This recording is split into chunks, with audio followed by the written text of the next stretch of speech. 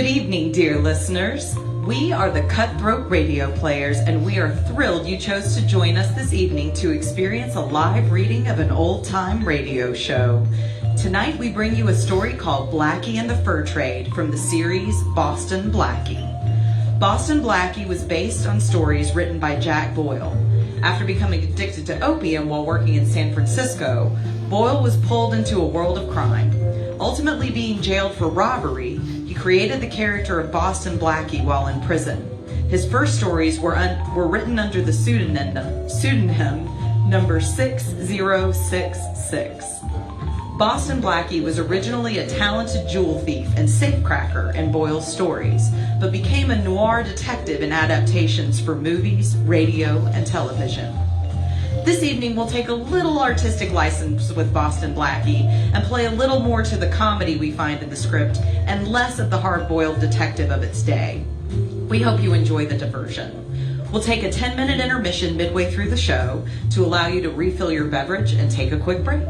Tonight's cast is Jason McMahan, April Hicks, Charlie Bell, and myself, Lauren Baxley, and we look forward to bringing this script to life complete with Foley supplied by the talented Jason McMahan. So please make sure your glass is full, your chair is comfortable, and your radio dial is turned up. This evening we present to you Blackie and the Fur Trade.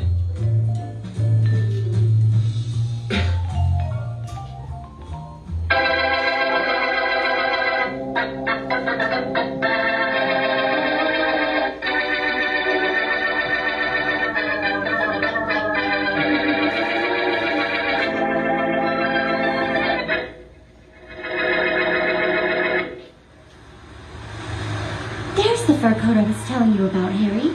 The one in the window, right there. Which one, Janet? That one. The second one, to the left. It's a mink, isn't it? Uh-huh. Can you get that one for me? Sure I can. Easy. But it costs $10,000. If that's the one they showed in the ad. Well, is it the one in the ad? Yes, I'm sure it is. Okay, baby. Then I'll get it for you. But how, Harry? How? I'll show you how. When? Now? Oh, no. It may take a couple of days. A couple of days? Yeah, it never took me longer than that to get a fur coat before. But that was in other cities, darling. Maybe things are different here. Maybe. But I'm the same, and my plan's the same. Yes, darling. I know. Okay, then as long as you know. All we need to get that coat is $2,000, a rainy day, and Boston Blackie.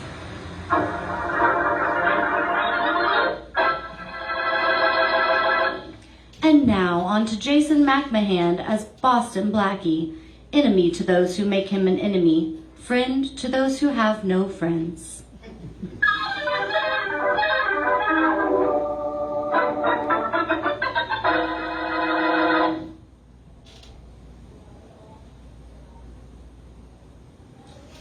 Okay, Janet, let's get moving. You got the coat, Harry? The mink? What did you think I was doing while you were paying 2 G's for that Persian lamb? Well, where is it, Harry? Where's the mink? Right here on my arm, under the raincoat. Oh. Hey, I'm getting soaked. Yeah. Taxi! Hey, taxi! Taxi.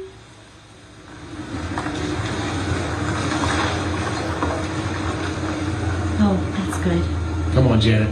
Well, we're in luck all day today. We got a cab on the first try. Come on, get in.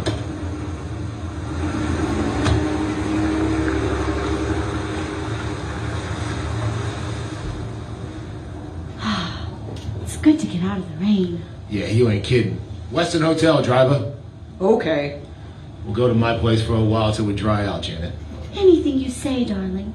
Oh, Harry, you're so wonderful. Like me, huh? Love you. Maybe. Maybe you just love the things you're getting because I'm smart. You know better than that, honey.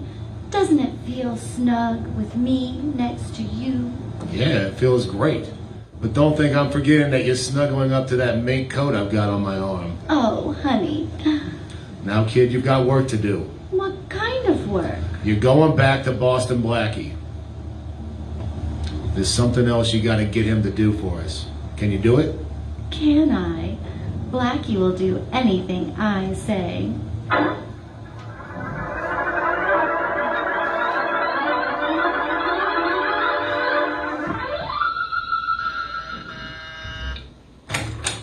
Hello, Blackie. Oh, hello, Janet. Come in. Thanks.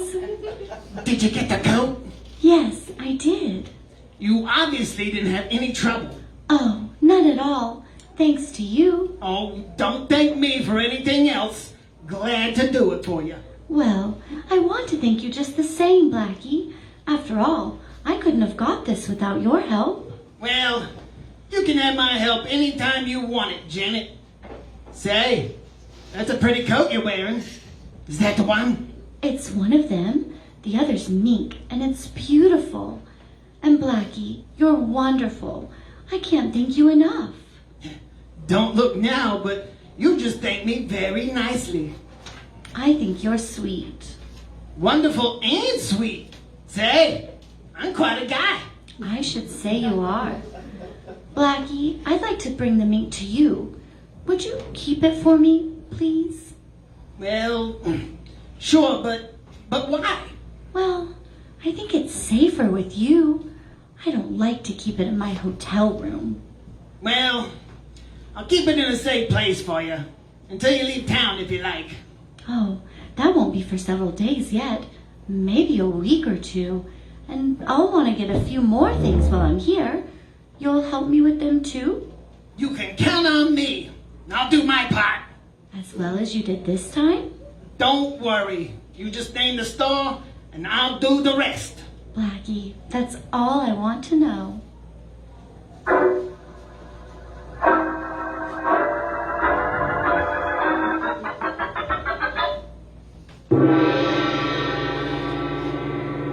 Does it feel like you spent the whole day selling a Persian lamb for 2 G's when the mink for 10,000 walks right out the door? Well, come to the Cut Cocktail Lounge at 486 West Main Street for expertly crafted crafted cocktails, mocktails, beer, or wine. Open 7 days a week from 5 until midnight, the Cut Cocktail Lounge offers libations and light bites to patrons 21 or older. The Cut Cocktail Lounge is the perfect spot for conversation and relaxation. Enjoy the fancy Gothic Southern vibes inside or on the patio. And if you need a spot for a small private event, the Undercut at 497 Mill Street is not your average event space. If it's a special meeting, private party, or regaling your friends with live readings of old-time radio shows, the Undercut caters to the unusual and adventurous. Contact the Undercut through Facebook or at theundercutsylva@gmail.com to book your next adventure.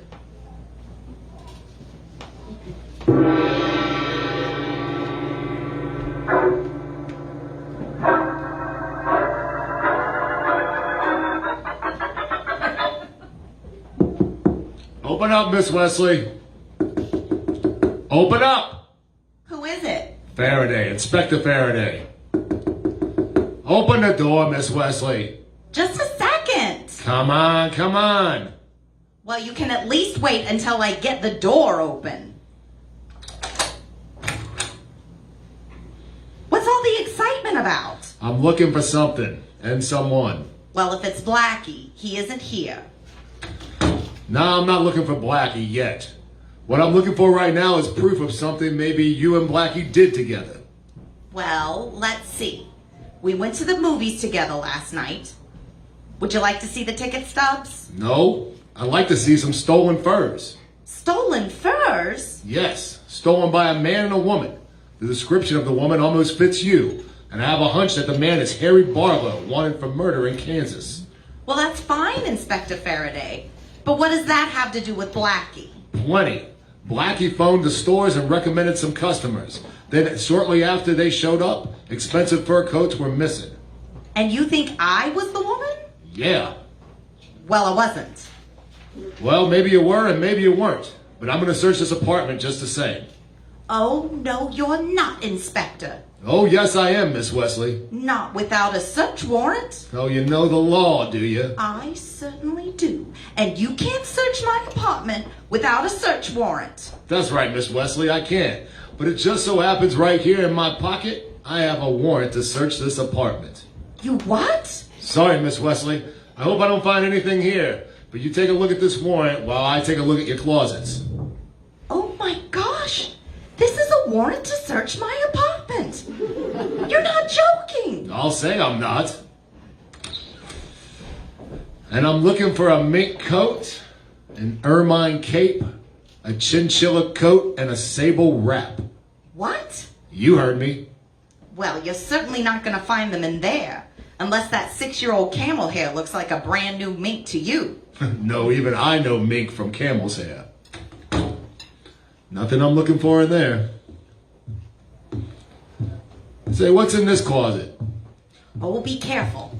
That has my cleaning stuff in it. Yeah? Huh. Floor mop, vacuum cleaner, dust mop, and broom. I'm a clean one, huh? Sure. So why don't you come clean with me? You have other closets in here, don't you? Yes. Yes, there's that one over there. I suppose you're going to look in that one, too. The warrant says I can search your entire apartment, Miss Wesley. Well, go right ahead, Inspector, if you can stand the disappointment. Now look, I don't say that you and Blackie stole anything. I just say I think you and Blackie had something to do with those missing furs. The only furs I have are missing, Inspector. Missing from my wardrobe. Budget, you know.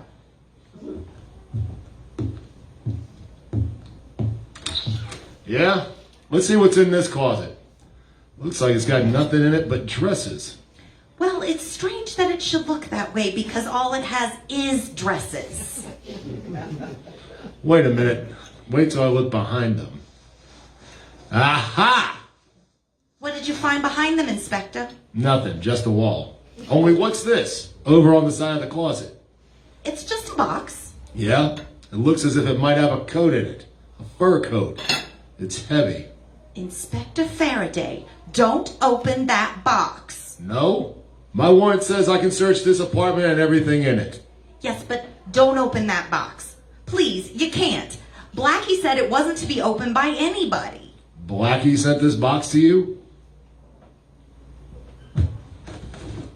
Yes, and he warned me not to open it. Please, Inspector, please. Blackie must have a good reason. And I think I know what that reason is, too. Oh. I'm opening this box. Inspector, I don't know why This string is strong as wire. That got it.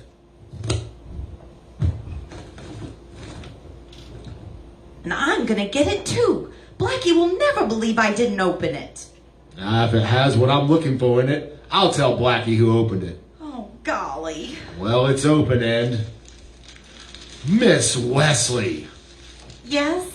want to come and have a peek? Why? What's in the box? You know what's in it, and now I do too. A fur coat. A mink. A stolen mink. Oh, no. Yes. Well, Blackie didn't steal it. So you say. Blackie sent it to you, Blackie asked you to hide it, but Blackie had nothing to do with this, huh? Well, I don't know why he sent me this coat or why he asked me not to open the box, but I am going to find out why. I'm going to see Blackie. You're going to see him, Miss Wesley? Yes, I am. And I am going to get a few things good and straight. Well, I'm going to see him too, because at last I got proof that boyfriend of yours is crooked.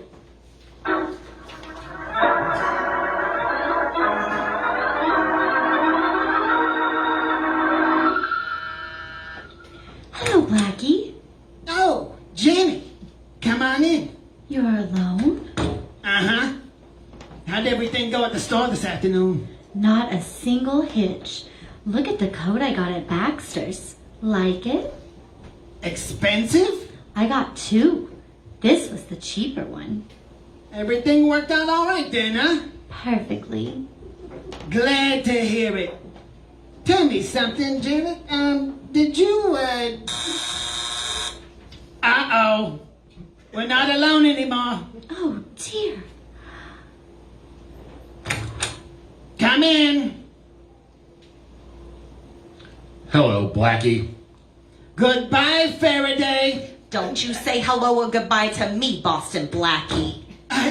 Well, Mary, I didn't expect you, Mary. Never mind who that is, Blackie. I know. She's the girl you sent to those stores to steal fur coats for you. What? And the nerve of you, hiding them in my apartment. You opened that box, Mary. No, she didn't. I did. And I know this girl is working with you. She's wearing the fur coat she got at Baxter's this afternoon. Blackie, you better do something about this. I'll say he'd better, Miss whatever your name is. He has some explaining to do. He can explain everything to me down at the headquarters. Come on, lady, you're going with him. Blackie? No, she isn't, Faraday. You're not taking us anywhere. No? You deny you sent that coat to Miss Wesley's? No, I admit it. And I admit I told her not to open the box, too. Oh, why, Blackie? Why did you do that? Let's not worry about why, Miss Wesley. He admits everything. And I think you'll admit that this is a gun in my hand, too, Faraday. Blackie, put that gun away. Not until I put you away, Faraday. In this closet.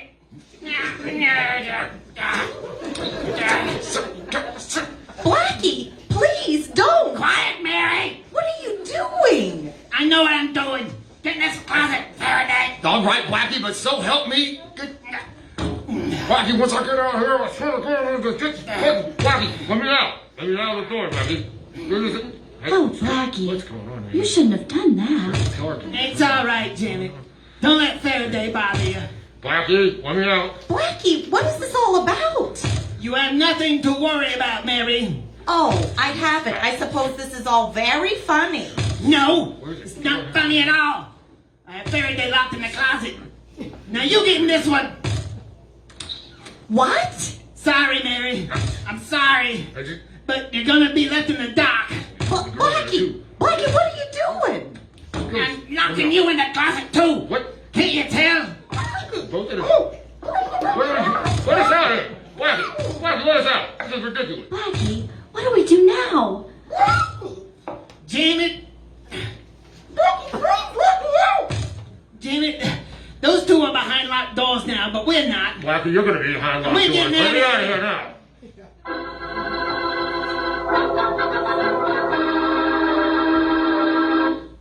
And that concludes Act 1.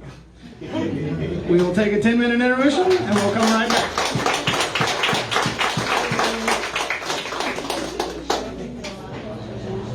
And now, back to Act 2 of Boston Blackie and the Fur Trade.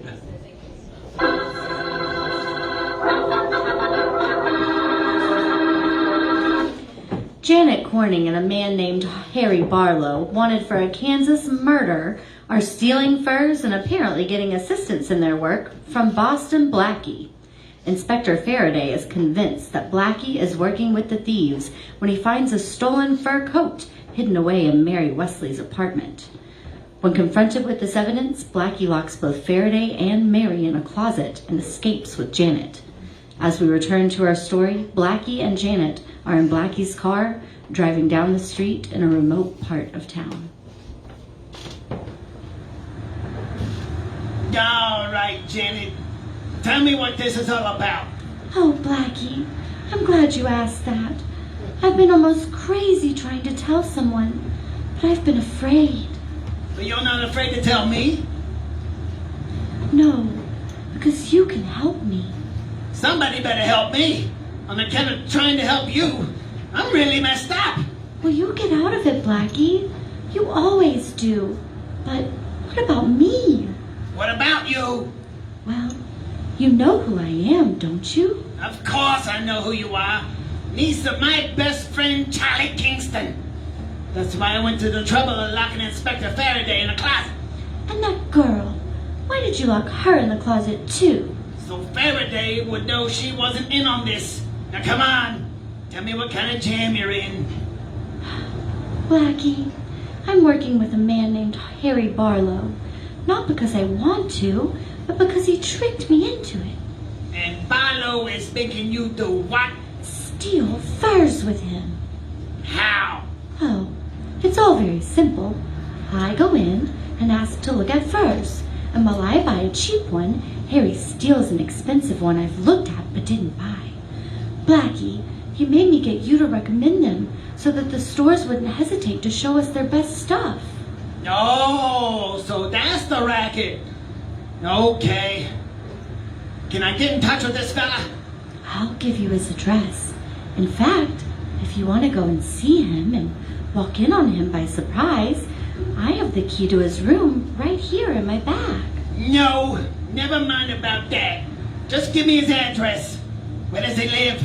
At 507 Lane Street. 507 Lane Street, huh? I think I'll go up there and have a little talk with that guy. Oh, but Blackie, please be careful. He's dangerous. So am I, sometimes. And this is one of those times. But he is, really he is. You're taking an awful risk, and you shouldn't do it. Not for me. I'm not doing it for you alone, beautiful. I'm doing it for myself, too. Furs are supposed to keep people warm, and I can believe that. The ones you and Harry stole certainly have made it hot for me.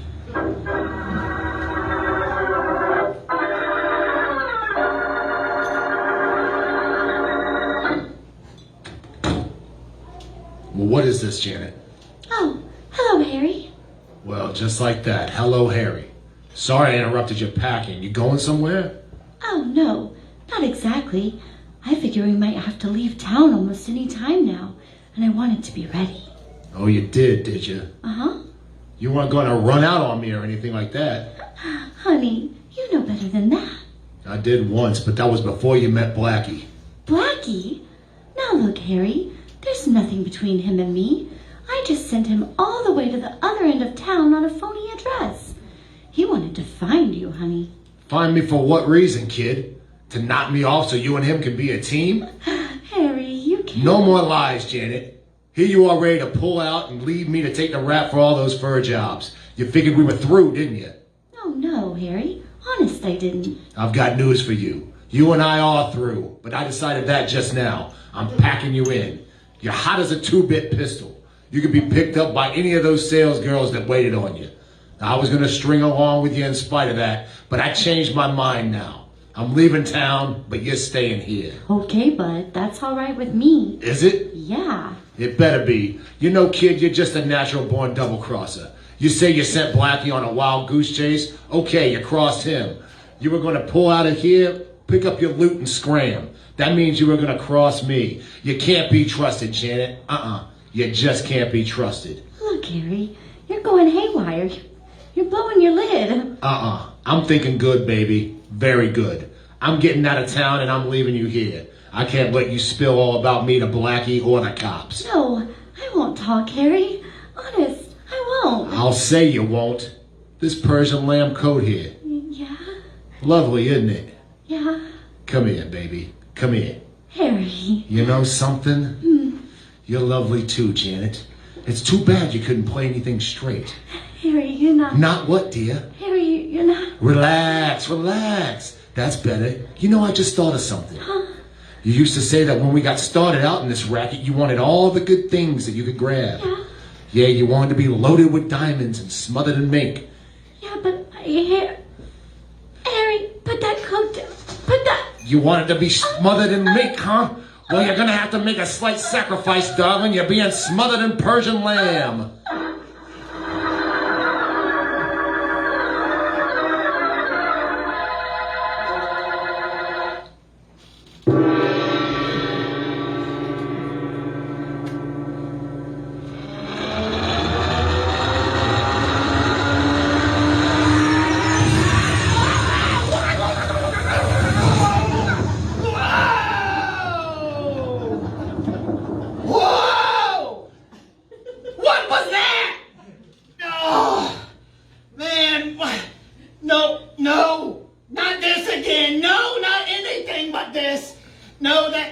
That guy is so crazy. Why does he pick on me so much? I don't know what I did. I just don't know that. What? A card. Let me read this card. Just read what's on the card, and I won't send you back to the Stone Age. What the I bet you're wondering how I got here. I'm Boston Blackie, world-renowned detective and ne'er-do-well. And wouldn't you know it, here I was, minding my own business, and then all of a sudden, I was ripped out of space and time and sent on some amazing and horrific adventures. This is all a couple years ago. Some of you may remember, some of you may not. But now, it looks like the powers that be want me to be their personal marketing assistant. This guy. Let's see how this all unfolds, shall we? Yeah, Franklin Roosevelt. Okay. Composure, Blackie, composure. Maybe if you do this nicely, he won't actually send you back to the Stone Age. Snap out of it, Blackie. Come on, let's do this. All right. Come on, guy. I'm ready. Cue the music.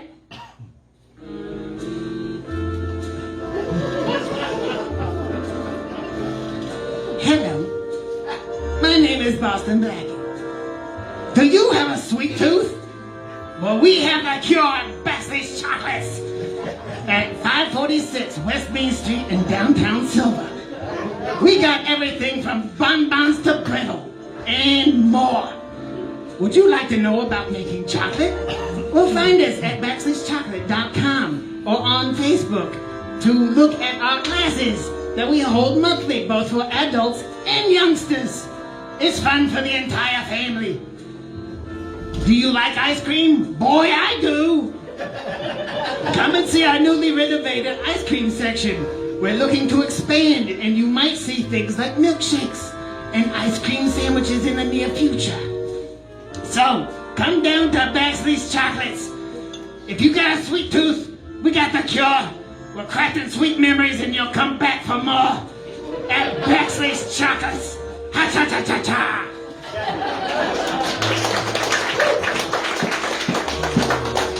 All right, guys. I'm done. All right. Now, what's next, huh? Well, you gonna send me into space to fight some space ninja with a laser sword like you did last time? Let's hear it. Oh, figures. Another card. Let's see. You may want to be quiet, or you may wake up the pterodactyl. What? No. No, this is not fair. This is not fair at all. Mary, help me.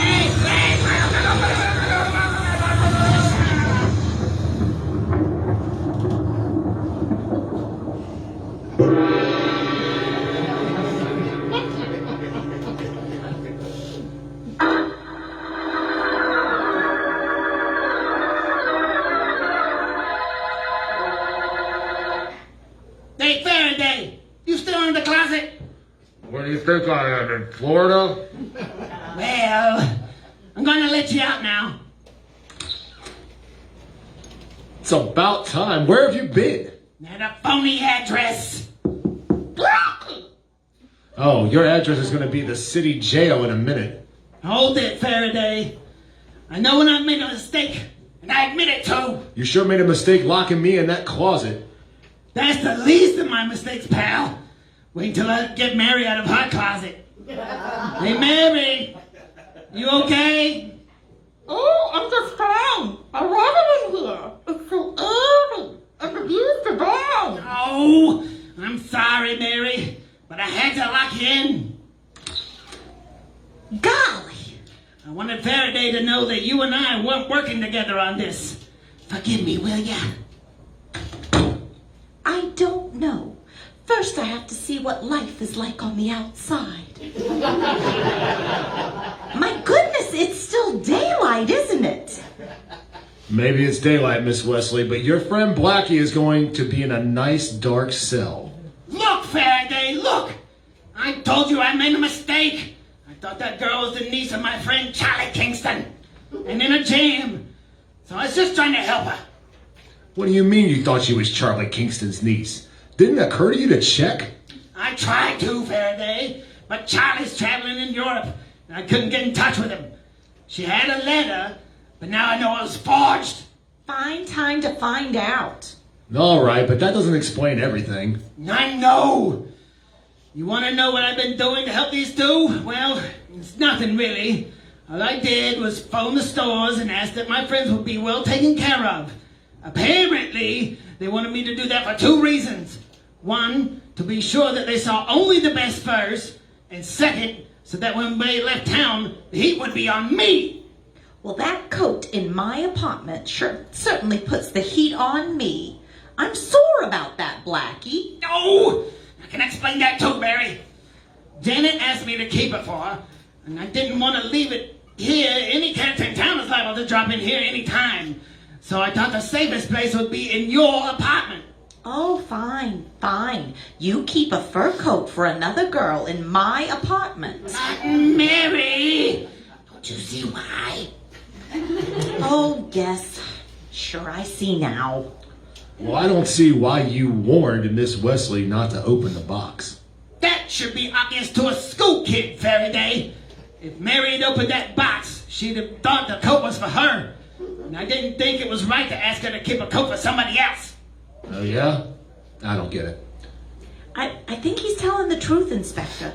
I would have thought that coat was for me. I have a birthday coming up soon. Okay, it's beginning to make sense to me now. But when you ran out on us, what were you going to help Janet do? Steal more furs? No! I didn't realize she was stealing furs. I thought she was just being used by someone who was. Now I've changed my mind since she sent me on that wild goose chase, Faraday. I admit I made a mistake. So the great Boston Blackie admits he made a mistake. That's a good one. I know a hyena that laughs better and looks better while he's doing it, Faraday. Lay out me, will ya? I admit I made a mess out of this, but give me some time and I'll straighten it out. I'll give you time, all right. 5 or 10 years for obstructing justice. I could have nabbed that girl except for you. I'm sorry, Faraday. I thought she was an all right girl in a jam. Oh, Blackie, you always were a pushover for a pretty face, weren't you? I still am. Aren't you glad of that, Mary? Oh, I never thought of that. Hey, Faraday, who you calling? Headquarters. Thanks to you and your stupidity, I'm going to have to send out an alarm for that girl. Look, I'll find her. I'll find her. Sure you will. In your office after I bring her in. If she isn't brought in my office pretty soon, you're going to be there yourself, under arrest. Homicide. Hello, this is Faraday.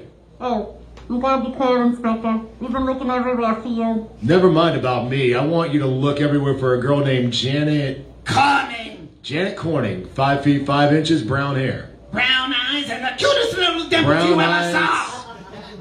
Brown eyes and the cutest little, I mean she has prominent dimples, get it? Yeah, I not only got the description, Inspector, I got the girl. What? Yes, sir. Well, hold her. I want to question her. Sorry, Inspector. I'm afraid you can't do that. She's on a slab, in a morgue, dead. Dead? Yep. Smothered to death, we think. Okay, thanks. I'll be right down there. Blackie, your girlfriend Janet is dead. Dead? Oh, how awful. It could be worse, though, Mary. You see, I know who killed her. Sure, the guy at the phony address. How are you going to find him? I'm not gonna find him, Faraday. He's gonna find me.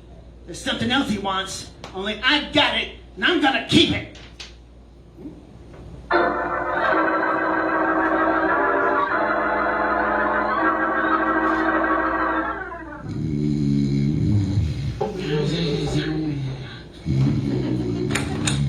Chocolate.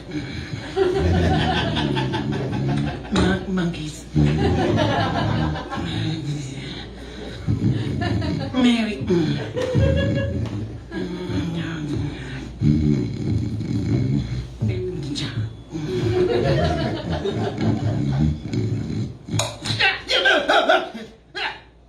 Who's there? You want to know, Blackie? Who are you? And what are you doing in my apartment? Maybe you'd like one answer at a time, huh? At this time in the morning, one at a time is all I can understand. Who are you? Harry Barlow. Mean anything to you? Yeah, you're Janet Corning's partner. Or should I say, The late Janet Corning's partner. You know she's dead, huh? Blackie, you awake enough to see this gun in my hand? I saw that before I saw you. And I don't know which of you I'm sorry to see. Give me that key and you won't see either of us in a minute. What key? You know the key that Janet gave you. The key to the safe deposit where I got the furs in. Oh, that key. I've got it. But Jimmy didn't give it to me. I lifted it out of a purse. What? Well, what's the difference of how you got it? I want it, I'm leaving town, and I'm not leaving without those furs. All right. With that gun in your hand, I guess there's nothing I can do but let you have the key. It's right there on top of the drawer. I'll get it for you. Oh, no you won't, Blackie. I'll get it for myself. What's the matter? Don't you trust me? Sure, I trust you, Blackie. As long as you keep your hands right where they are. Yeah, that's the key, all right. Well, if you want to take it, I can't argue with you. But not with that gun there. I'm gonna take it, all right, as a little present for Papa. Yeah, hot dog! I got something for Papa too, Harry. Shazam! It's the poke in the jar I gave you that knocks you out, Barlow. But wouldn't you like to know what hit you when you grabbed that key?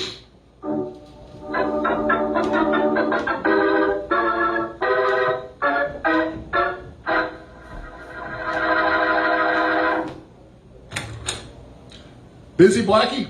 No. Come in, Faraday. Sit down. I was just sitting here with nothing on my mind. You won't change that situation any.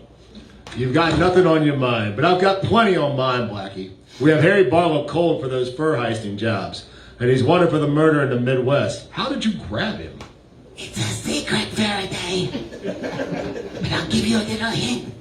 He went for a key that I planted in my room. And did he get it? He sure did. Right across his big fat chin. I clicked him, Faraday. What was he doing all this time? I'll give it to you slowly, pal. He came into my room with a gun. Yeah? He knew I had the key to the box where the stolen furs were locked up. Yeah? I told him to take the key, but forgot to tell him that I had wired it to the electrical socket. I get it. He grabbed the key, got a shock, and dropped his gun. You're close, kid. He yelled at the shock and I poked him one for luck. That acted kind of like a lullaby because the next thing I knew, he was fast asleep. So that's how you did it, huh, Blackie? I was wondering. He was a pretty tough character, they tell me. So I hear. But he fell asleep just like a baby. And then I called you, Faraday. And when he got out of the arms of Morpheus, he was snug in the arms of the law.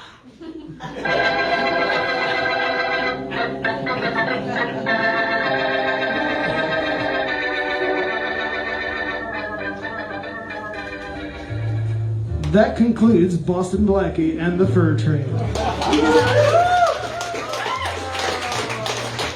Thanks for coming down.